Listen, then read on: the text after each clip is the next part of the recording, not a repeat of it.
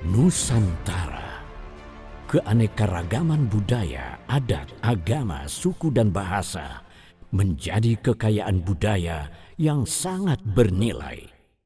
Dalam memperingati kemerdekaan Republik Indonesia ke-78, kami, Pelestari Budaya Luhur Nusantara, Lebur Tara, Komunitas Cinta Budaya KCB, bekerja sama dengan Rumah Budaya Nusantara, Puspo Budoyo, mengadakan kegiatan budaya, Kebangkitan Budaya Nusantara, dengan menggelar wayang kulit, lakon, Bima Widya Satya, bersama dalang Ki Pandu Jangkung Hamiseno, untuk mengangkat kembali ingatan bersama pada jati diri bangsa, dimulai dengan pencarian diri pribadi. Gelaran budaya ini akan dirayakan pula dengan acara, pameran dan lelang keris berkelas, Parade Wanita Bersanggul Indonesia, bedah buku, bazar UMKM, sandang, pangan, papan, serta bakti usada penyembuh alternatif. Mengurai hidup manusia tercantik dalam karya nuansa indah tercipta tercantik dalam karya nuansa. Salam budaya, Rahayu. Rahayu. Terima kasih akan kehadiran dari sobat-sobat budaya di webinar ini. Kali ini KCB ingin menampilkan dalang Ki Pandu Jangkung Hamiseno. KCB bekerja sama dengan Lebur Tara, ya, Pelestari Budaya Luhur Nusantara, sedang menggarap satu kegiatan yang berjudul Kebangkitan Budaya Nusantara, yang diantaranya adalah dengan acara puncak pagelaran wayang yang mengambil lakon Bima Widya Satya. Saya kira untuk awareness, ya, untuk pemanasan, saya ingin menampilkan Ki Pandu Jangkung Hamiseno untuk bincang-bincang santai. Nggak usah tegang, jadi ini bincang-bincang santai tentang apa-apa yang ada pada pemikiran dari Ki Pandu. Juga nanti bos kita, ya, Bu Cecilia Ida, akan akan memandu jalannya bincang-bincang ini, dan diharapkan nanti ada interaktif, ya. Ada yang bertanya, ada yang memberikan gambaran-gambaran yang mungkin, ya, akan menjadi input-input kita juga, ya. Saya kira monggo Mbak Ida, saya serahkan waktunya untuk memulai. Mungkin biografi dulu, Mbak Ida, perkenalkan diri, kemudian biografi dari Ki Pandu Jangkung Hamiseno. Monggo, silakan. Sun, Mas, makasih banyak. Om Swastiastu, Sampurasun, Namo Buddhayo, Salam, Salam Sejahtera, Assalamualaikum warahmatullahi wabarakatuh. Salam malam, seludulur, semeton sekalian. Mugia di pertemuan kali ini bersama Komunitas Cinta Budaya, semua kita dalam keadaan sehat, bugar, diberi kemudahan semua upaya dan usaha kita. Rahayu, rahayu, rahayu, rahayu. Pada pertemuan kali ini, Komunitas Cinta Budaya menghadirkan topik seperti yang disampaikan Mas Tony tadi, ya, refleksi wayang Bima tentang jati diri.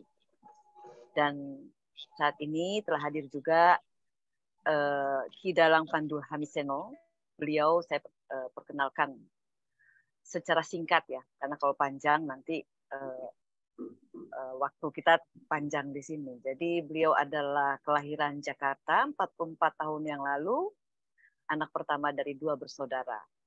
Dengan riwayat nyantrik atau belajar pedalangan dari beberapa tokoh-tokoh senior. Beliau berciri pedalangan Mangkunegaraan Surakarta. Demikian sekilas tamu kita atau narasumber kita kali ini yang kita ajak berbincang. Nah, saya di sini Cecilia Ida memandu, yang posisi saya saat ini sedang di Bali. Senang sekali bisa bertemu dan menambah pengetahuan tentang wayang, khususnya tokoh Bima. Nah, Mas Pandu, sebelum kita memulai ya, saya sedikit saja mungkin melihat ya dari catatan yang Mas sudah share ke saya. Ya. Mas Pandu sudah on? Sudah. Ya, bagi masyarakat Jawa kan asosiasi simbolik pada kesucian ditempatkan pada Bima. Ya. Kesucian dalam arti kemampuan, keberhasilan seorang individu mendaki menembus alam kasunyatan, alam ketuhanan semasa hidupnya ya. Ini menurut pandangan Mas sendiri gimana? Bisa diceritakan tentang tokoh Bima ini sendiri. Monggo, Mas. Terima kasih, Bu Ida. Selamat malam untuk Bapak Ibu sekalian yang sudah berkenan hadir di malam ini. Bima menurut pandangan saya dari kacamata saya sebagai seorang anak. Bima dari kelahirannya sendiri itu sudah mengandung misteri. Karena dia 14 tahun. Menurut pedalangan Gaya Surakarta itu Bima di dalam bungkus selama 14 tahun. Dan untuk keluar dari bungkus itu pun harus ada upaya ruda paksa oleh para dewa, dibantu oleh seorang gajah, seekor gajah yang namanya Gajah Sena. Ini menjadi dasar pemikiran saya. Karena ada karena ada di dalam pedalangan Gaya Surakarta itu istilahnya carang kedapur. Jadi cerita wayang yang di luar dari cerita pakem atau babonnya lelakon, yang menceritakan kondisi di mana Bima di dalam bungkus. Jadi ketika Bima itu di dalam bungkus, Bima itu seorang diri tapi tidak kesepian. Ada dialog, ada tanya jawab, ada tanya menanya, ada tanya jawab, dan ada diskusi yang intens antara Bima dengan dirinya sendiri yang digambarkan di kunci. Makanya almarhum dari ayah Ki Anom Suroto berdasarkan pakem yang diturunkan dari kakeknya Ki Harjomartono yang saya pernah dengar itu keluarga dalam Juwiring, keluarga Mbah Harjo Suroto yang menurunkan keluarganya Pak Anom dalam Ki Anom Suroto itu punya lakon yang namanya Dewa Ruci Meguru Bima. Kebiasaan lakon, kebiasaan cerita atau konversi lakon di Jawa itu kan yang jamak, yang lumrah, Werkudoronya yang berguru kepada Dewa. Tetapi untuk keluarga Harjomartono ini punya lakon justru Dewa Rucinya ini sebelum dia nanti diguruni sama Bima, lebih dulu dia mengguru kepada Bima. Nah, waktu itu saya sempat tanya bukan ke Pak Anomnya, bukan langsung dari anak keturunannya Pak Harjomartono, cuman saya kepada adik terkecil dari Mbah Harjodiun atau ayah dari Harjomartono. Itu saya tanya, itu dulu kenapa bisa seperti itu? Kok ada lakon itu munculnya gimana? Itu dijelaskan. Ini tuh hasil dari refleksi dari Mbah Harjomartono sendiri mengenai yaitu bertanya jawab pada dirinya berhubungan dengan misteri kehidupan. Apakah saya ketika saya belum dilahirkan itu saya buta sama sekali, ataukah saya itu tidak mengerti sama sekali informasi siapakah diri saya. Nah,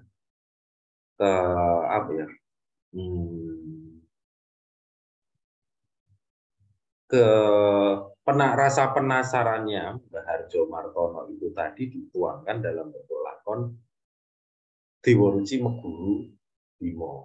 Satu adegan, satu babak di dalam rangkaian cerita Bima.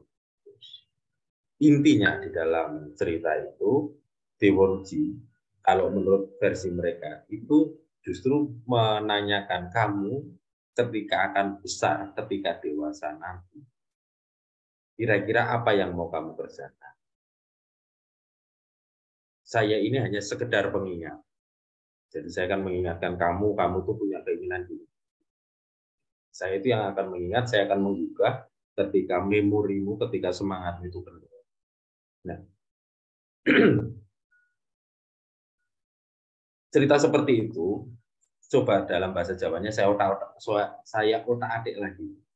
Saya kembalikan posisinya, Pak.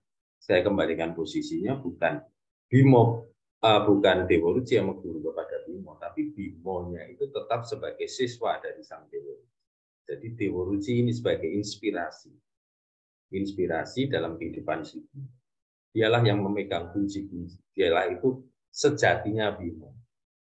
Kurang lebih seperti itulah. Jadi kalau dikatakan Gusti Allah nomor beng dumadi, nah ini peletihan sukmonya atau pepadangnya yang masuk ke dalam Bimo, yang akhirnya itu menjadi pepadangnya Bimo Siwadak ini tadi hidupnya itu berdasarkan tuntunannya Dewa Ruci. Nah, itu ada diskusi yang intens antara Bimo dan Dewa Ruci selama di dalam bus mengenai beberapa hal yang menyangkut hidupnya Sang Bimo, tetapi ketika itu belum sampai paripurna, Bimo diharuskan atau dipaksa lahir dengan bantuan Gajah Sena. Makanya di situ tuh ada rasa penolakan, Bimo biasanya anak lahir itu dengan tangisan, tapi Bimo ini lahir dengan kegeraman. Bimo ini lahir dengan kemarahan. Ibaratnya saya ini makan belum sampai kenyang kok saya dipaksa untuk menyudahi makan saya. Saya ini minum belum sampai tuntas kok dipaksa menyudahi minum saya. Nah, pengetahuan yang didapat oleh Bimo, pemahaman yang didapat oleh leluhur orang Jawa itu ditampilkan atau dideskripsikan dalam busana atau penganggon yang dipakai oleh Bimo. Berbeda dengan anak kebanyakan, berbeda dengan tokoh wayang lain ketika lahir itu tanpa sandangan, ya, tanpa busana, sedangkan Bimo ini ketika lahir dia sudah beratribut. Dan di dalam pedalangan Surakarta ada sejarah, ada cerita yang menjelaskan bagaimana Bimo ini ketika lahir itu dia sudah menggunakan atribut yang lengkap. Siapa yang memberikan sandangan itu tidak bukan kecuali Betari Durga. Betari Durga menurut pemahaman orang Jawa sebagai ibunya alam semesta. Jadi Bimo ini memang ketika lahir itu sudah diberi perabot, bukan hanya perabot pengerabot yang sifatnya fisik, perabot yang sifatnya sampai perabot yang sifatnya spiritual dan batiniah itu sudah lengkap. Tinggal diberi sentuhan sedikit, semua yang ada di dalam Bimo itu sudah bisa teraktivasi secara otomatis. Kurang lebih seperti itu. Kemudian ketika Bimo lahir, Bimo itu juga mendapatkan anugerah dari Gajah Sena. Gajah Sena menyerahkan hidupnya, gadingnya diserahkan kepada Bimo yang akhirnya jadi Buku Ponconoto. Kemudian ketika pasnya Bimo dari bungkus, menurut pedalangan gaya Surakarta itu dia jatuh pada Gutokowojo atau kereta baja. Kereta baja ini yang dipinjam oleh ayahnya dari Ratu Selomira, Prabu Jotosuro. Kereta baja yang ditarik oleh 40 kereta besi yang ditarik oleh 40 gajah itu hancur bersamaan dengan munculnya Bimo dari dalam bungkus. Sehingga di dalam pedalangan Surakarta dikisahkan bahwa Bimo ini satrio selawase ora iso ndodhok, ora iso lungguh. Mergo dodo mengisor itu kecengkal dandanane Kretawaja. Ya, sebenarnya ini mengandung makna yang sangat dalam kalau menurut saya. Kenapa kok dada ke bawah ini dia mau tunduk? Artinya Bimo ini tidak mau menyerahkan kesadarannya kecuali kepada dewanya yang sejati. Makanya selamanya digambarkan Bimo ini nggak pernah bosan. Kalau di dalam pedalangan Gaya Surakarta disebut wong ngawulya. Jalmo ngawulya itu di dalam pedalangan Gaya Surakartanya 4. 1 Raden Budodawu Purwocarito, 2 Bimo, 3 Aryo Bantu, 4 Panji Kartolo nanti waktu cerita Gedong. Kurang lebih seperti itu yang saya dapat aturkan berdasarkan sangu saya atau bekal saya konversi pedalangan Gaya Surakarta terkhusus Puro Mangkunegaran maupun kebiasaan tutur dalang-dalang Gaya Klaten, kurang lebih seperti itu, Bu Ida. Menarik ya, Mas. Yeah. Nah, Mas, pertanyaan saya selanjutnya, selain kalau dilihat ya, selain wayang ini jadi materi permenungan penting bagi orang Jawa ya secara umum, Indonesia khususnya ya, dalam proses internalisasi batin menuju kebenaran. Wayang juga bisa menjadi wahana penting bagi kita belajar. Karena begitu lihat profil atau tokoh yang banyak sekali dan masing-masing tokoh tuh diberikan secara cukup detail karakterisasinya ya. Apakah ini bisa menjadi pelajaran ilmu psikologi tradisional yang bisa memungkinkan kita, khususnya kehidupan saat ini ya, dan kemudian atau masyarakat Jawa menempa diri menjadi pribadi-pribadi yang tangguh serta matang?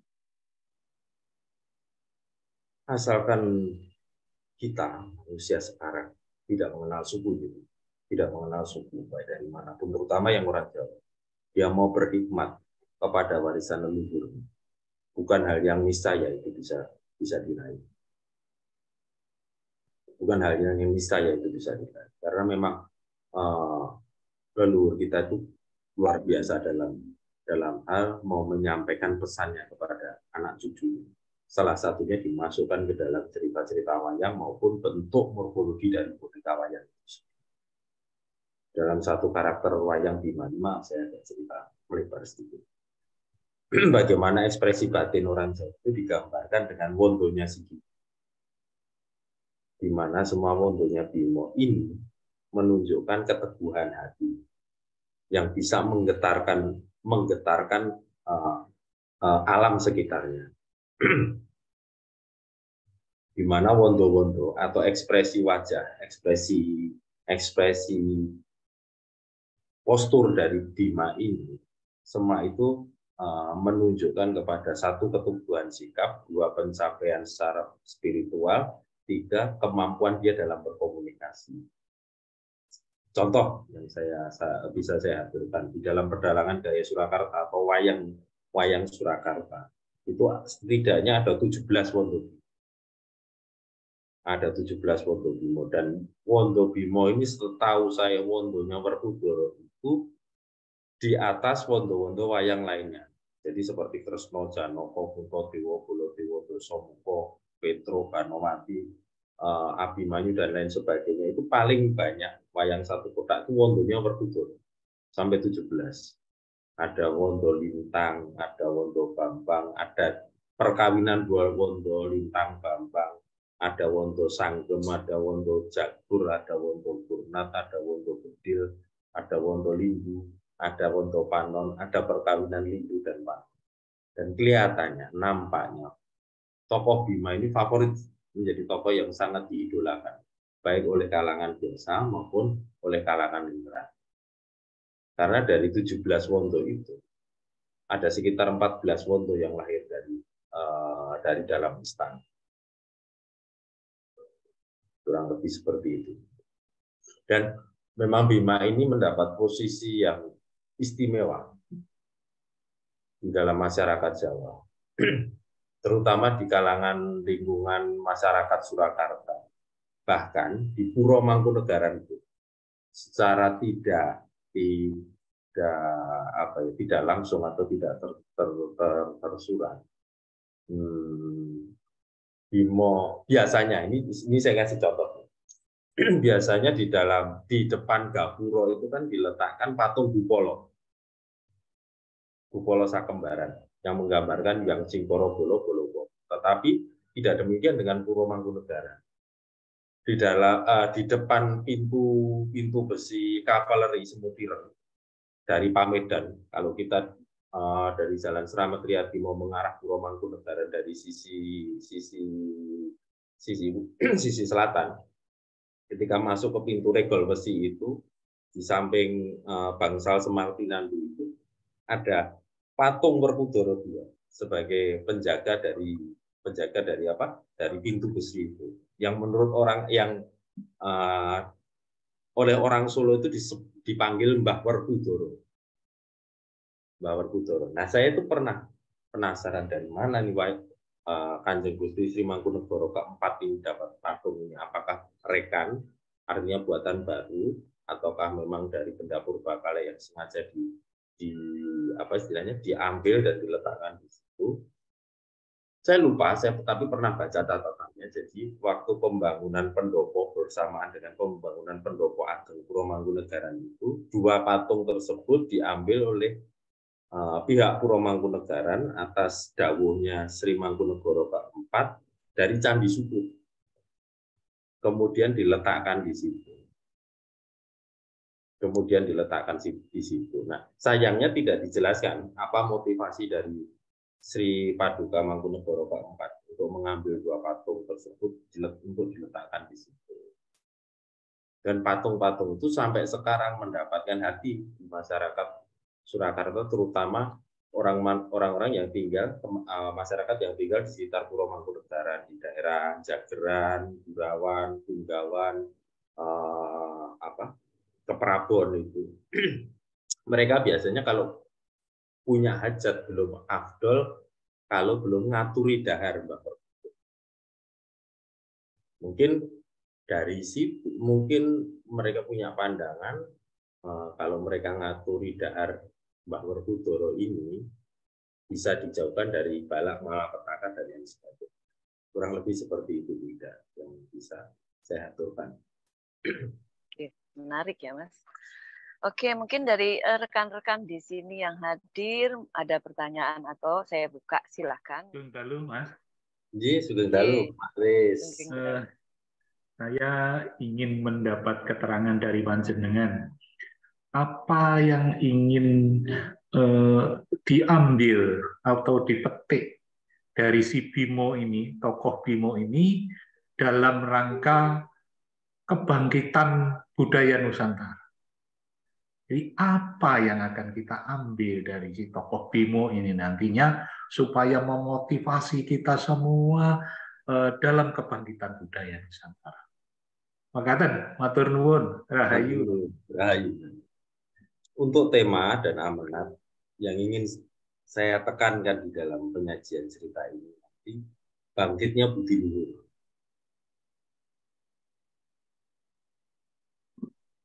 Motivasi Bima semata-mata waktu dia mencari kawruh kasampurnan, saya katakan seperti itu aja. Yang pertama-tama itu ditujukan untuk menyelamatkan untuk menyelamatkan ayah ibunya dari Naraka Jahanam atau pangentas-entas. Tetapi ketika berjalannya waktu dan ada komunikasi Bimo dengan dirinya sendiri, apa yang dia dapatkan itu tadi, bekal yang dia dapatkan, sang Widya Satya yang dia dapatkan itu ingin dia dharmakan kepada orang lain. Terlalu sepele menurut Bima. Kalau ini hanya saya peruntukkan untuk yang masih ada hubungan darah dengan saya. Sedangkan Bima ketika di dalam tubuh Dewa Ruci itu menyaksikan bahwa semua yang ada di dalam diri Dewa Ruci, semua yang ada di dalam alam semesta ini ya pribadinya situ. Jadi kalau dia berbuat baik kepada orang lain, ora butuh kaya makani awak itu.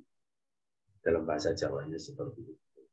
Harapan saya dengan ini sebenarnya terlalu berlebihan, tapi barang kalau Tuhan mengizinkan bukan barang mustahil, semoga boleh menjadi sajian yang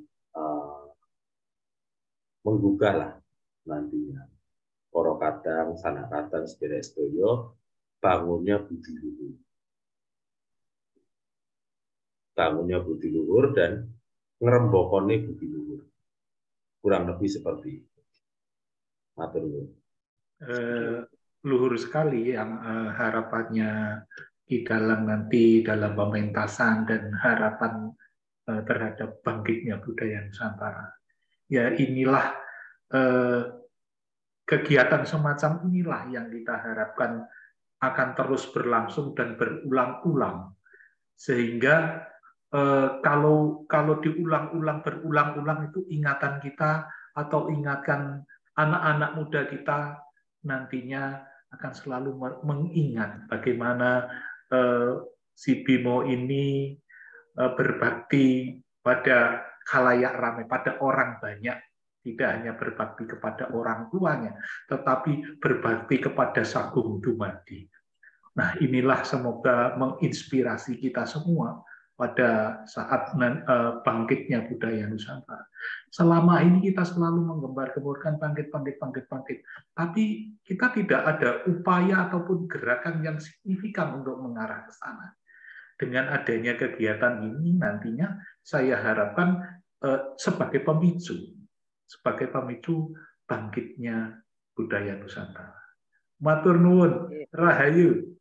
Rahayu, Pak Andono. Ya, selanjutnya dari kawan-kawan, monggo siapa yang ingin sharing, berbagi. Mungkin saya salah satu generasi muda yang kurang begitu paham tentang budaya wayang, ya walaupun saya itu sebenarnya cinta.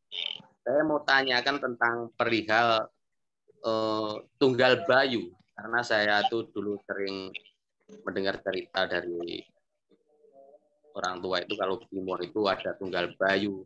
Apa yang dimaksud dengan Tunggal Bayu itu, Pak Pandu? Langsung aja, Mas Pandu.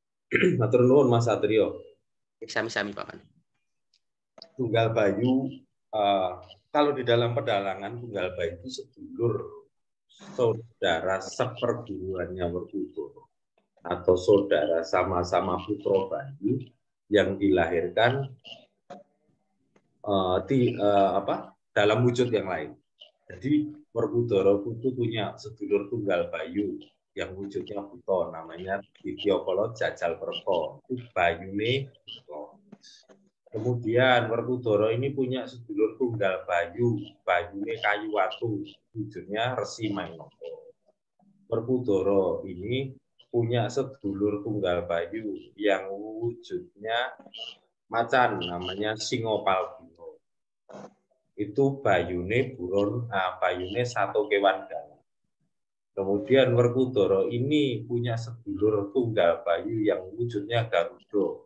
Itu Bayu, namanya Garuda Mahamira. Bayune Iwen, Iber. Bayune Atogo. Terus kemudian Werkudara ini punya sedulur Tunggal Bayu, Bayune Upas-upasan, namanya Nogokuwara. Demikian, kalau nggak salah ada sekitar 8 menurut konversi konversi pedalangan Kyai Surakarta. Singopalbino, Wiljajal Perko, Begawan Mainaka, Bulus Kanentro, kemudian Anoman sendiri, Garuda Mahamira, Nogokuwara, dan Gajah Setu Bondo, Bayune Kewan Alas. Kalau di Jawa sendiri karena tidak dijelaskan, di dalam pedalangan sendiri tidak dijelaskan, cuman dikembalikan kepada pemahaman dan pengalaman saudara. Menurut pengamatan saya, sebenarnya ini bagaimana orang tua-tua dulu itu mengajarkan bahwa manusia lain itu punya sedulur nitis barang sewengi, ambyah barang sedina, sing kasumrapan tan kasumrapan. Yang nampak, tidak nampak, yang di kerumat, tidak kerumat, artinya yang disadari, tidak disadari. Kurang lebih seperti itu, yang lahir maupun yang gaib. Itu semua dianggap sedulur oleh orang Jawa, dan itu dipepetri kan biasanya. Dipepetri dalam bentuk apa? Bancaan, dengan ukur rapi, sakjang kepe. Yang dalam bentuk umpamanya tukon jajan pasar dan lain sebagainya. Di dalam tradisi upacara seperti itu, di dalam pedalangan digambarkan yaitu Werkudara punya sedulur tunggal bayu dari 8 anaknya. Ya, kenapa kok dipilih wayang Werkudara? Karena Werkudara ini memang tadi saya jelaskan dari lahirnya aja sampai meninggalnya nanti itu sudah istimewa. Seumur hidup itu istimewa. Di dalam pedalangan gaya Surakarta hanya 2 tokoh wayang yang selama hidupnya itu tidak punya bayangan. Tidak punya ayang-ayang. 1 Semar karena bayangannya nanti jadi Bagong. 2 Werkudara karena bayangan si Werkudara itu jadi lintang Bima Sekti. Oh, gitu. Begitu. Matur nuwun. Iya, Pak. Ini lagi ada yang mau saya tanyakan. Apakah itu merupakan gambaran bagi manusia lumrah kados kula panjenengan sedaya untuk filosofinya Sang Bima itu tadi, Pak? Dalam artian yang apa itu tadi dulur tunggal bayu itu tadi, Pak. Oh iya, Mas. Ya, itu sebenarnya gambaran kita sendiri. Kita orang Jawa. Ya. Kita orang Jawa. Kalau penjelasannya detail itu ada di Serat Kidungan. Kadang Marmati dan lain sebagainya. Itu kan semua sudah dijelaskan. Nitis barang Sumiambiah barang Sedimo. Dan kirang langkung mekaten. Ya, matur sembah nuwun Pak Pandu. Sami-sami Mas Satrio ya. Oke, selanjutnya Mas Setiaji, Abi Setiaji tadi ya. Oke, silakan Mas. Ki Sugeng Dalu Ki Jangkung Pandu Misino sesepuh dari saya. Kok ngagem bahasa Indonesia nggih? Monggo Pak Ji. Ini terima kasih sudah bisa bergabung. Ini salam dari ujung timur Papua. Ini sudah tengah malam. Ini menarik sekali. Jadi kalau mendengar penuturan tadi dan juga kalau mungkin bagi yang sempat membaca naskahnya ya, baik yang Serat Dewaruci maupun yang Sanghyang Nawarucinya ya. Ini nampaknya kawruh luhur orang Jawa ini pelajaran tentang hidup ya, hidup kehidupan Jawa ini adanya di lakon Bima ini ya. Intisari pelajaran tadi ya, mulai dari lahirnya aja sudah itu perlambang-perlambangnya luar biasa sampai nanti meninggalnya segala macam itu. Jadi juga tadi menyambung pertanyaannya Bu Poris Handono tadi, ini bagaimana untuk nanti kebangkitan budaya Jawa. Ini juga saya jadi ini Ki Jangkung. Jadi termotivasi nanti figur Bima ya. Bukan figur fisiknya, tapi tadi kawruh-kawruhnya keilmuannya ya dari Bima ini nampaknya yang perlu untuk digali, disebarluaskan, ini karena simbolisasinya itu sangat dalam dan seperti saya aja banyak yang belum mengerti itu. Mulai dari agemannya aja mungkin saya banyak yang belum ngerti ya, dari Bima, misalkan Bima sebelum ketemu Dewaruci rambutnya acak-acakan ya, setelah bertemu jadi gelung ya, itu kan simbol-simbol orang Jawa itu luar biasa ya. Dan sebagainya nanti.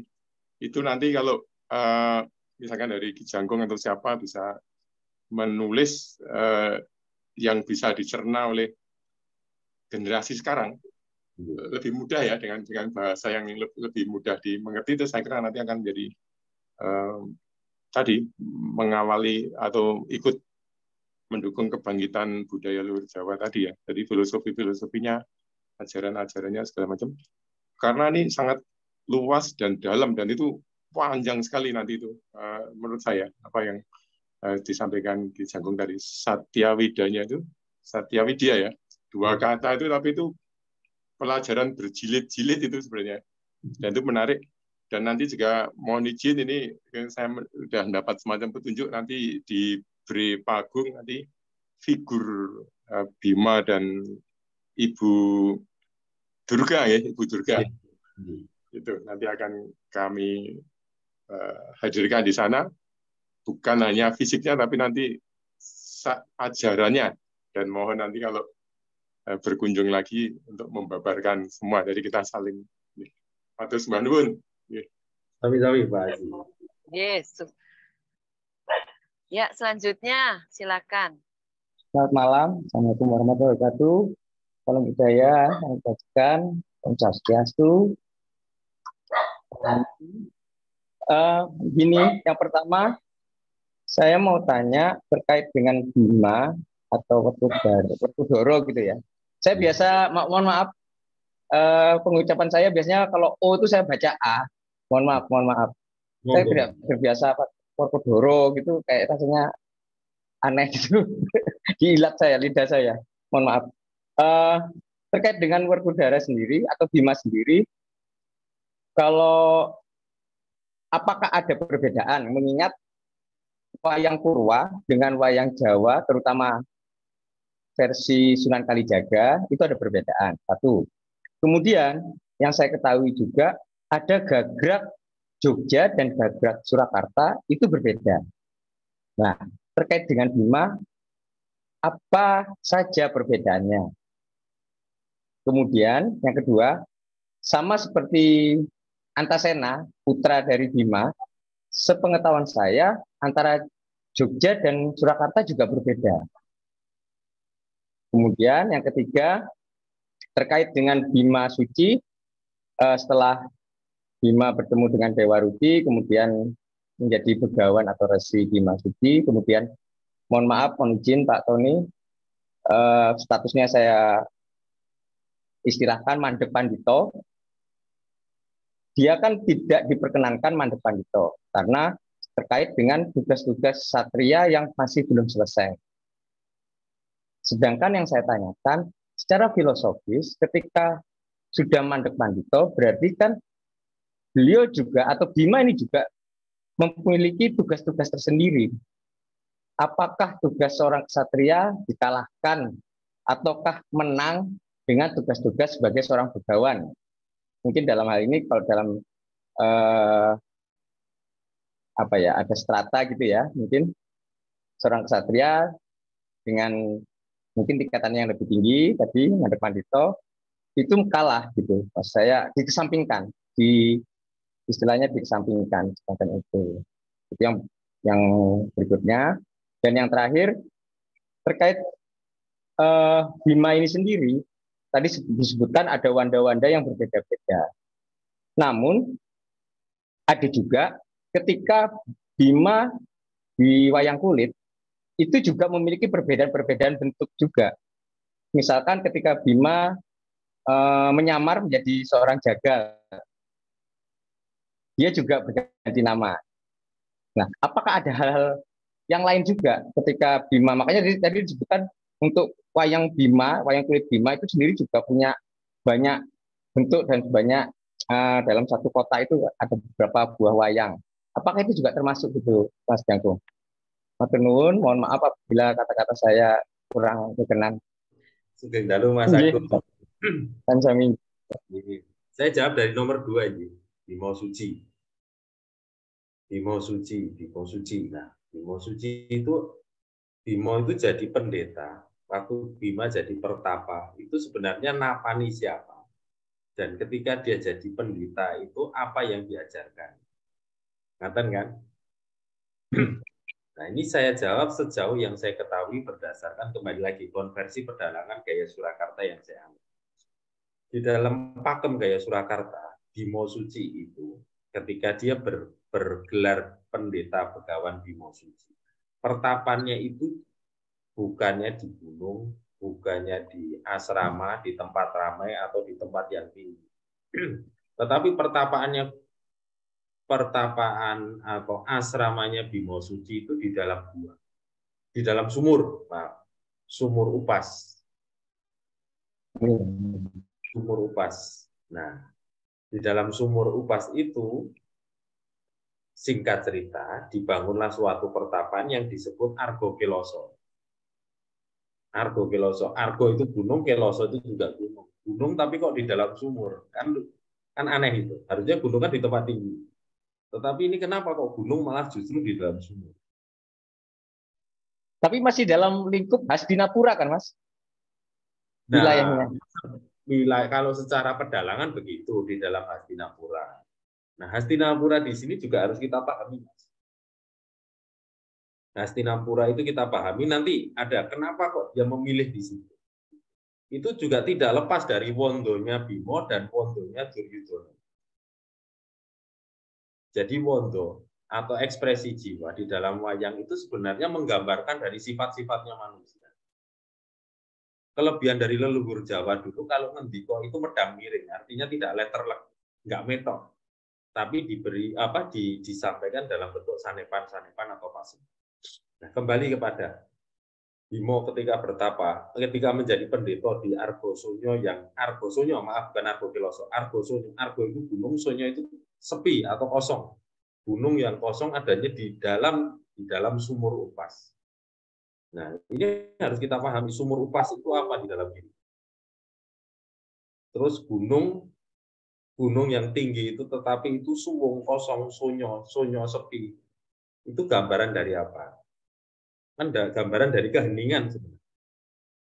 Nah, ketika Bimo menjadi guru, menjadi pendeta di situ, siapa murid-muridnya? Murid-muridnya nggak ada lain kecuali 8 saudaranya yang saya sebutkan tadi.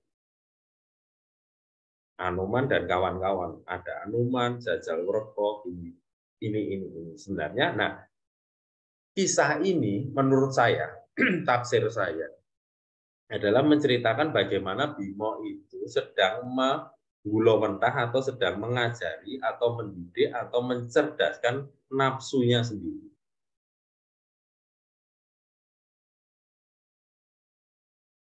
Setelah nafsu itu tercerahkan, nafsu itu mendapatkan pepadang oleh Sang Bimo, kemudian diajak bersama-sama nyengkuyung Bimo untuk jadi raja, jadi ratu di kerajaan Giling Musi.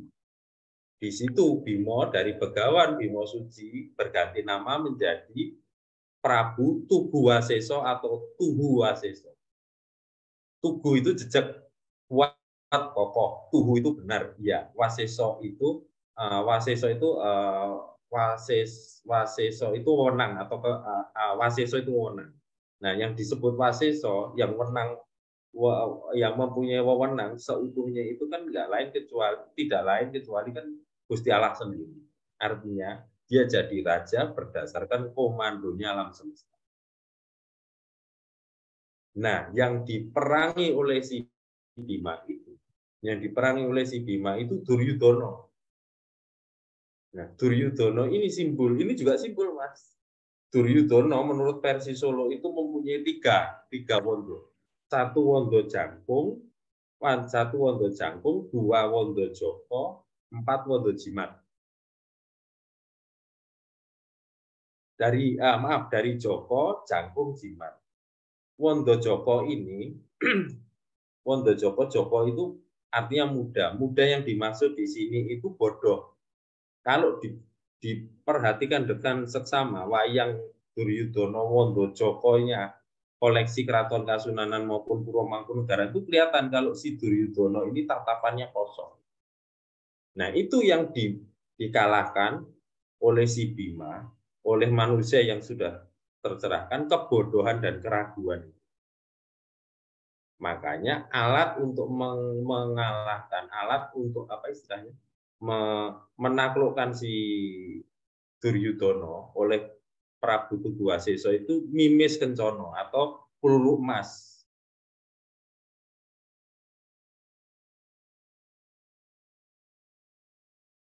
Kebodohan itu bisanya ngemasi, bisanya selesai, itu hanya dengan mimis kencono.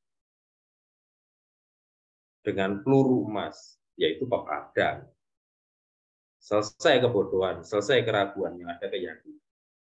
Nah, itu kembali lagi itu tafsir, Mas. Tafsir pedalangan dari hasil saya melajari lakon-lakonnya orang-orang tua dulu, itu simbah-simbah dulu kok nyerat kayak gini. Itu maksudnya apa? Nggak mungkin kalau tanpa sebab. Nah, itu yang dapat saya simpulkan, dan pesan-pesan itu yang harus dihadirkan lagi di era sekarang. Dan nuwun sewu, mungkin gaya pedalangan saya akan berbeda dengan dalang-dalang lainnya. Itu tidak lepas dari pakem yang jadi paugeran saya. Pakem paugeran saya ini, saya tidak ngambil konversi dari Mangkunegaran maupun keraton. Walaupun saya ini dalang menganut gagrak Kasunanan, gagrak Mangkunegaran. Tapi pakem saya ini saya ambil dari pakem Ngasinan. Pakemnya Mbah Ngasinan. Yang di dalam kebiasaan dalang Klaten, Nun Sewu, ini disebut pakem bajingan. Kenapa bajingan? Bajingan bukan berarti itu preman, bukan. Mbah Ngasinan sendiri ini bukan dalang, tapi kusir gerobak. Kusir gerobaknya Ki Mertodoso. Dalang kondang di era tahun 1911 sampai 1930. Dia itu tekun ngikuti Mbah Martodongso dalang kemana, walaupun kusir gerobak. Setiap Mbah Martodongso dalang itu lakonnya dicatat oleh Mbah Ngasinan ini. Nama aslinya saya lupa. Dicatat, dikumpulkan, dan tulisannya sangat rapi, Mbah Cermo Ngasinan ini. Yang kemudian setelah Mbah Ngasinan ini sedo, kundur pakem ini tadi nyebar di wilayah Klaten bagian selatan. Wetan dalan. Jadi pakem yang melahirkan pakem Soran, pakem Manjungan, dan lain sebagainya. Kurang lebih seperti itu. Nah, pakem Mbah Ngasinan ini memang tidak senjelimet pakem-pakem yang dimiliki keraton maupun Mangkunegaran dan lain sebagainya. Cuman kuat akan apa istilahnya pesan-pesan moral. Dan itu sangat menarik kalau menurut saya dikuliti dan disajikan kembali. Kurang lebih seperti itu. Matur nuwun. Sun, Mas. Nah, sekarang saya ada pertanyaan. Tadi kebetulan terlintas pas Mas sebutin soal ini ya, norma. Kalau sepintas melihat seni pertunjukan wayang, kan jelas ya lakon ditata dalam skema hitam putih. Pandawa kebenaran, dharma. Di satu sisi Kurawa keburukan, adharma. Di sisi lainnya ya. Tapi jika kita melihat pelajaran filosofi secara mendalam, detail dari dunia wayang, justru sebaliknya. Filosofinya tidak pernah bersifat hitam putih. Seolah-olah semuanya begitu jelas tergambar. Ada spektrum dalam filosofi wayang yang bukan sesederhana kutub duaan itu atau binary opposition itu ya. Nah, bisa Mas jelasin ya, saripati filosofi dunia wayang sebagai sistem pandangan dunia, nilai-nilai moral dan etik bagi orang Jawa khususnya, Indonesia secara umum, sehingga pada tiba wisdomnya atau kebajikannya kita di kehidupan ini. Monggo Mas. Gini Bu, non saya Bu. Kenapa ada gelap dan terang itu karena berpengetahuan dan tidak berpengetahuan. Kenapa Kurawa seperti itu? Karena dilahirkan dari orang buta. Orang buta yang punya kekuasaan. Bapak Kurawa itu Drestorastro itu Coconetro. Buta, tapi dia punya aji namanya Lebur Sekedi. Itu kan gambaran dari kemampuan yang luar biasa. Kesaktian yang luar biasa. Tapi sayangnya dia sendiri tidak sadar akan potensi itu. Akhirnya melahirkan 100 anak. 100 anak yang tidak berpengetahuan. Nah, adilnya keadaan, kalau di dalam bahasa Jawa, adile kahana. Dari 100 anak ini tadi lahir satu perempuan, Dursilowati. Di sini juga sudah mempunyai, menurut saya, mempunyai nilai filosofi sendiri. Saelek-eleke wong ora ketang siji duwe sifat hayu. Digambarkan perempuan itu. Sejelek-jeleknya orang masih ada sifat hayu. Tapi sebaik-baiknya itu masih Dursilo, artinya masih buruk. Tapi buruk yang halus, buruk yang hayu. Nah, buruk dan hayu disandingkan dalam satu figur wayang namanya Dursilo.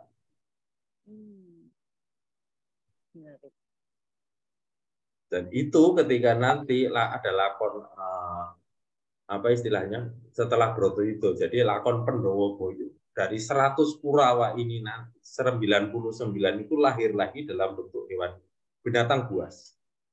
hanya Dursilowati ini yang dilahirkan dalam bentuk yang dilahirkan dalam wujud hewan binatang yang agak jinak, yaitu kijang. Lulut, kijang itu kan nurut, Bu. Nggak buas, tapi loncat. Enggak. Kan anomali. Ketoke manut, tapi angel ditoto. Jinak-jinak merpati. Itu nyelenehnya Mbah dulu itu kalau ngasih sasmito, ngasih ajaran seperti itu. Ketoke manut, ning brengkele kalau istilahnya orang Solo. Ning nganyelke. Itu. Nah, itu semua dari semua yang terlahir dalam kondisi tidak beruntung itu bisa sampurno di tangannya Arjuna menggunakan pusaka Kyai Brahmastya atau panah berapi. Di Bersmikerto dilebur untuk menjadi benih lagi dan diantarkan. Yang mengantarkan nanti ya Werkudara. Saudara-saudaranya itu sampurnonya oleh si Werkudara.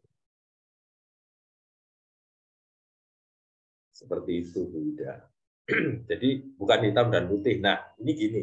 Untuk lebih jelasnya, kalau kita mirsani, kita nonton simpingan wayang kanan dan kiri. Kanan itu kan notabene wayang baik. Kiri itu notabene wayang buruk. Tapi seburuk-buruknya simpingan wayang kiri ada Dosomuko, ada siapa lagi? Ada Buto. Tapi di situ ada Kumbakarna. Tapi di situ ada Dipati Karna. Tapi di simpingan kanan itu juga ada apa? Nakulo Sedewo. Kalau gaya Surakarta itu Nakulo Sedewo di samping di kanan. Ada Abimanyu di kanan. Saelek-eleke mesono apike. Demikian pula yang wayang kiri, wayang kanan itu. Wayangnya bagus. Tapi Duryudana ditaruh di situ. Jadi saapi-api ono lono. Itu kurang lebih seperti itu, Bu, yang bisa saya coba. Suwun, Mas. Menarik ya, makin rasanya nggak tahu. Oke, monggo silakan, ada yang ingin bertanya lagi? Rahayu. Sugeng Dalu. Pertanyaan saya begini. Filosofi wayang. Hampir 60% masyarakat Nusantara, khususnya Jawa, tahu. Sedikit, tidak banyak. Namun, yang saya pertanyakan di sini, wayang itu asli dari mana?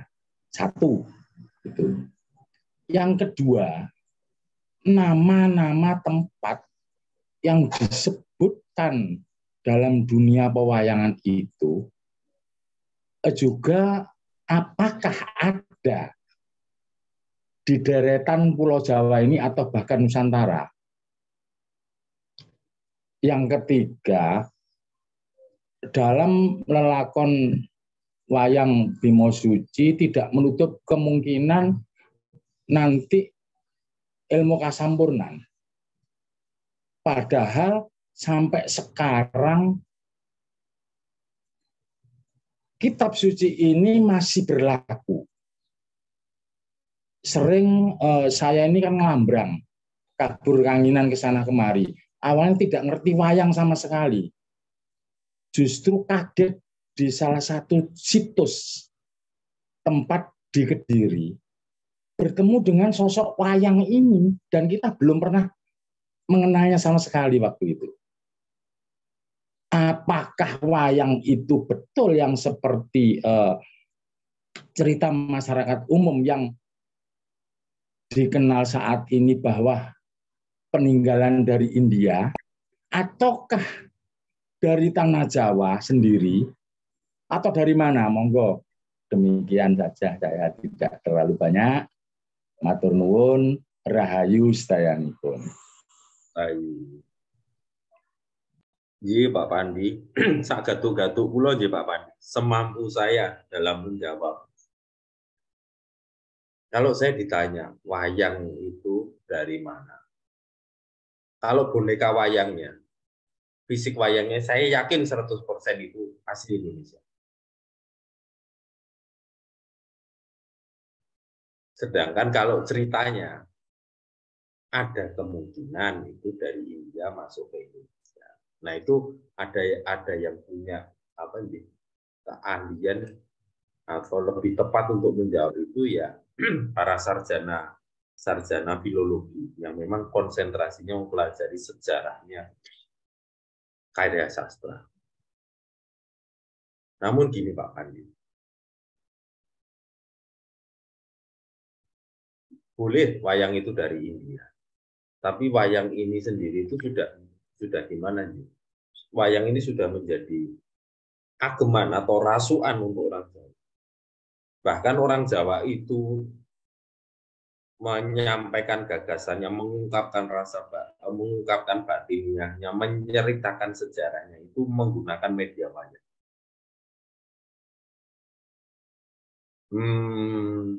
Seperti tadi yang saya ceritakan, filosofi yang terkandung gambarannya pasemon-pasemon atau perlambang-perlambang yang ada di yang hubungannya dengan spiritual yang dijelaskan dalam tokoh.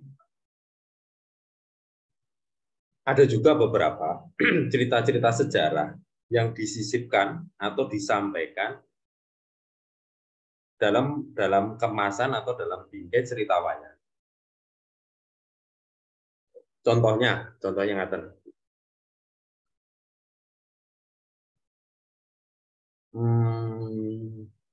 Kongso Adu Jago.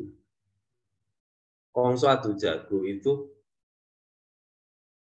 kalau dilihat sinopsis ceritanya itu kan menceritakan bagaimana Kongso balelo kepada Manduro, akhirnya Manduro itu minta tolong kepada Brotoseno untuk mengalahkan Kongso dan Suratrimonto. Tetapi Kongso Adu Jago sendiri ini menurut konversi pedalangan gaya Kartosuro itu berangkatnya atau yang menjadi inspirasi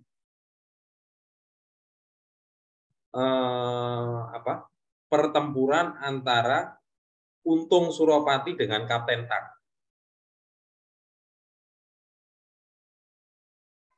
Untung Suropati digambarkan Brotoseno, bocah lugura ngerti apa-apa. Kapten Tak digambarkan Suratrimonto, yang dimana Kapten Tak ini menurut sejarah ya, menurut Bapak Tanah Jawi itu kan meninggalnya bukan karena Untung Suropati, tapi ditelik atau dibunuh dari belakang menggunakan tumbak Kiai Pleret oleh Pangeran Puger. Nah, pedalangan gaya Kartosuro itu matinya Suratrimonto itu bukan karena si Brotoseno, tapi dari belakang itu ditumbak oleh Kokrosono. Nah, Kokrosono ini gambaran dari perlambang dari Pangeran Puger. Kemudian prosesi tertangkapnya Pakubuwono ke-6 di mana? Di Mancingan, di Parangtritis itu. Belanda bisa menemukan Pakubuwono ke-6 ada di Parangtritis ini berkat informasi putra dari Tirtonegoro, Bupati Kartosuro yang namanya Kartobiogo. Saking bencinya orang Solo kepada Kartobiogo sampai dibikinkan cerita Kartobiogo Maling. Itu berangkatnya dari sejarah itu, Pak Pani. Dan masih banyak lagi.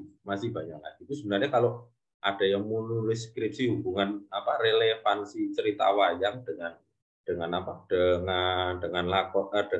cerita sejarah kronik di tanah Jawa itu banyak itu saya bisa menyodorkan beberapa data. Nah, kemudian hubungan daerah dengan cerita-cerita wayang itu.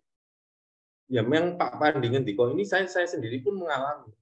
Seperti ada Tapak Bumo, ada Entongnya Sembodro di daerah Mbayat itu, ada Tipake Kiai Semar di daerah Klaten. Nah, kalau seperti itu nun sewu, kalau saya sendiri, saya sebagai pribadi itu saya nggak bisa jawab apa-apa. Nun sewu, sekali lagi saya mohon maaf keterbatasan saya. Karena saya sejauh yang saya tahu, saya belum bisa mengungkap kenapa itu dinamakan seperti itu. Apakah karena kecintaannya atau kekagumannya masyarakat setempat terhadap tokoh-tokoh tersebut sehingga daerah itu dinamakan seperti itu, ataukah memang di situ berada suatu peristiwa atau kejadian yang erat hubungannya dengan tokoh yang diceritakan. Kurang lebih seperti itu Pak Pandi. Ada kurangnya saya mohon maaf. Nun sewu. Beri satu tambahan ya. dengan adanya acara yang akan dilakukan nanti dengan judul Kebangkitan Budaya Nusantara. Saya sih menangkapnya, ya, Bima itu seolah hanya mau mendengar sesuatu yang benar. Sekalipun hal yang didengar terasa pahit, seperti kulit manggis katakanlah, tetapi jika itu mengandung kebenaran, bagi Bima itu dirasakan manis. Nah, lakon Bima Widya Satya ini, menurut saya, ini merupakan satu pencarian pengetahuan kebenaran yang nantinya akan mengerucut sebagai pencarian jati diri. Itulah yang dibutuhkan bangsa ini untuk memasuki zaman Kolosubo. Kalau menurut saya ini kalau Bendu kan sudah lewat ya. Kolosubo itu adalah zaman yang memasuki kemakmuran dan kehidupan yang tertata. Nah, disinilah sebetulnya dibutuhkan bahwa masyarakat kita itu harus kembali sadar akan jati diri bangsa. Ya, mungkin juga bisa mengambil contoh dari sikap dan nasihat-nasihat yang diilustrasikan dalam tokoh wayang Bima ini di kehidupan sehari-hari.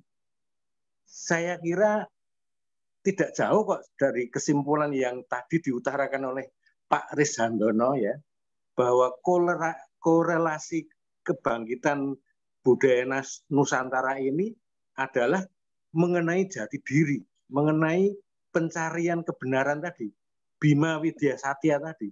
Jadi saya kira Dalang Ki Pandu ini sudah cocok gitu loh untuk membuat satu acara ini. Ini saya kira dari saya begitu Mbak Ida. Terus kemudian mengenai asal usul wayang itu ya, kalau melihat Joyoboyo pernah menerjemahkan buku Utara Kanda kalau nggak salah ya, nama itunya bacanya saya nggak tahu. Utara Kanda itu dari India dan diterjemahkan oleh Jayabaya menjadi lupa saya, Bratayuda atau apa ya, pokoknya Mahabharata ya, dirubah menjadi Mahabharata yang lingkupnya seperti di Indonesia, artinya lebih cenderung ke kejawaan. Jadi kalau menurut saya sebetulnya kemungkinan wayang itu memang dari India, tetapi sudah tergubah akhirnya menjadi milik Nusantara. Ini kita lihat dari peninggalan dari Joyoboyo sendiri. Joyoboyo ini sangat terkenal dengan karyanya itu, mengubah Utara Kanda dari bahasa India sono menjadi bahasa Jawa di Indonesia. Dan sebetulnya Joyoboyo ini juga sebenarnya bukan ngeramal. Tidak pernah ngeramal. Tidak ada literasi yang menjelaskan bahwa ramalan-ramalan Joyoboyo yang beredar itu betul ramalannya Joyoboyo. Tidak. Itu adalah memang sudah ada ramalan dari nenek-nenek moyang kita, tapi diakukan ke Joyoboyo. Karena Joyoboyo ini terkenal dengan Utara Kanda tadi. Nah ini saya kira ya ini mengenai asal-usul wayang lah ya. Tetapi singkatnya sih ya, Bima Satya Widya ini cocok sekali dengan menjadi satu fondasi adanya acara kebangkitan budaya Nusantara. Saya kira sama kok dengan Pak Riz tadi. Saya kira cukup berbobot ini. Saya kira gitu Mbak Ida. Ini komentar aja. Saya nggak berani nanya-nanya soalnya takut keliru nanya. Oke. Tun Mas Tony. Oke, mungkin sebelum kita akhiri Mas Pandu, monggo silakan sedikit memberi pandangannya mungkin atau sedikit bercerita sebelum saya menutup ya, karena waktu juga ya sudah cukup lama ini dan mungkin tidak ada lagi pertanyaan dari kawan-kawan ya. Silakan Mas Pandu, monggo. Ya Bu Ida, menggarisbawahi apa yang sudah disampaikan oleh Romo Tony. Jadi pengetahuan tentang jati diri, tema besar dari acara ini nanti. Nah, moga-moga ini nanti bisa terkomunikasikan dengan baik dengan kita berwidyasat yang berpengetahuan tentang kebenaran, pengenalan jati diri. Dari pengenalan jati diri, kita mengenal jati diri secara paripurna, itu yang akan membawa kita kepada pengetahuan. Kita berpengetahuan dan melahirkan pengetahuan. Bekal dari pengetahuan itu yang akan membawa manusia, bangsa ini berperadaban. Jadi peradaban lahir dari pengetahuan, pengetahuan itu lahir dari pengenalan jati. Itu singkatnya seperti itu. Kemudian apa yang menanggapi apa yang tadi disampaikan oleh Pak Abi Setiaji mengenai makna filosofi yang terkandung di dalam busana Sang Bima. Semoga semesta merestui. Itu semua sudah saya tulis dengan sejauh kemampuan saya dalam sebuah artikel, dan artikel nanti akan dimuat dalam bunga rampai atau buklet sebagai cindramata dari acara ini. Yang saya kasih judul Meguru Sang Bima. Jadi belajar kepada Bimo. Dan di situ saya sedikit bercerita lah tentang atributnya Bimo dan maknanya apa, termasuk aji-ajiannya Bimo, aji-ajian atau kesaktian yang dimiliki oleh si Bimo itu sebenarnya itu mengandung filosofi seperti apa, pusoko atau senjata-senjata yang dimiliki oleh Bimo itu mempunyai makna atau mempunyai pengertian seperti apa. Sedikit saya kupas di situ. Kurang lebih itu Ida yang bisa saya aturkan, dan selebihnya saya kembalikan kepada Ibu Ida. Saya mohon maaf jika dalam saya menyampaikan banyak kekurangan, kurang lebih seperti itu. Terima kasih. Terima kasih juga Mas Pandu sudah banyak memberi pengetahuan yang luar biasa, khususnya untuk saya dan kawan-kawan lain yang pasti lebih juga paham tentang dunia perwayangan. Di sini saya juga proses belajar dan makin tertarik untuk mengetahui karena banyak sekali hal yang bisa saya dapat dari situ. Sebelum saya tutup acara ini, izinkan saya Mas Pandu bacakan narasi terakhir ya dari Bima Moksa. Boleh? Oh, silakan. Ya, di sini menarik soalnya dari ini saya ya. Berbekal kejernihan dan kebenaran yang tidak memihak, Bima memasuki dimensi purgatori, di mana ruang dan waktu mewujud dalam bentuk yang mengerikan dan siap menelan siapapun tanpa bekas. Dalam fase ini, Widya Satya yang bertahta dalam diri Bima membagikan pencerahannya yang paripurna kepada semua makhluk tanpa terkecuali. Dengan demikian, maut pun lenyap sangat dengan kuasanya. Inilah sosok Bima yang mampu meruat semua kondisi yang menakutkan, mengerikan, dan memilukan menjadi keindahan dan kebahagiaan. Semakin besar keharuan Bima akan Widya Satya, semakin berserah ia. Inilah kondisi bagaimana Bima Widya Satya semakin dibangkitkan. Terdorong akan bakti rasa Bima kepada Sang Widya Satya, Bima digerakkan melakukan matirta untuk memuja seisi alam. Ketika pada waktunya, semua yang hidup kepada Sang Empunya, Bima dengan hikmat mempersiapkan diri untuk datangnya hari Pangundaran. Sembari ia menghaturkan puja-puji, sungkem bakti sebagai rasa terima kasih kepada isinya alam yang merupakan barakaning urip ing alam padang. Lebar, luber, lebur, labur. Selesai. Dipulangkan menyatu kembali kepada ora ono. Putra Bayu kembali dalam tarian. Semakin larut menari memasuki alam kedalaman. Inilah Bima yang teracut ditelan Sang Widya Satya, kembali dalam rahim Dewa Ruci. Semoga sosok Bima ini menginspirasi kita semua, bisa membawa kita ke dalam pembaharuan, menapak hari-hari kita lebih baik. Rahayu, rahayu, rahayu. Terima kasih untuk semuanya. Saya kembalikan lagi kepada Mas Tony. Rahayu. Terima kasih Mbak Ida. Terima kasih juga Ki Pandu Jangkung Hamisono.